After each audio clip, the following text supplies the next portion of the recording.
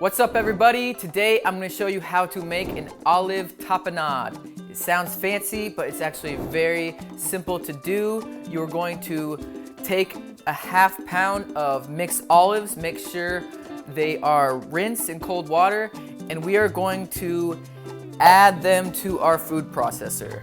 And then on top of that, we're going to add the rest of our ingredients. We're going to add 2 anchovy fillets, make sure they're rinsed, 1 clove of minced garlic, 2 tablespoons of capers, 2 to 3 fresh basil leaves, 1 tablespoon of freshly squeezed lemon juice, and 2 tablespoons of olive oil. I'm going to be using the Primal Kitchen olive oil. And once that is all in our food processor, we're just going to process to combine. If you need to, you can scrape down the sides as you go, and you'll probably process for about a total of 1 to 2 minutes or until you have a coarse paste.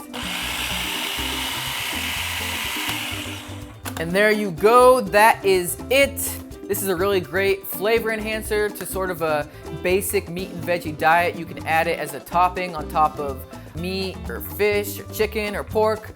You can use it as a topping on things like on top of a sweet potato toast, or you can just mix it in with your grilled or roasted veggies. There's a lot of possibilities here, and if you want to pick up some Primal Kitchen olive oil, you can head on over to primalkitchen.com, use the code HELLO20, and you'll get yourself 20% off. Thanks for watching everybody, and I will see you next time.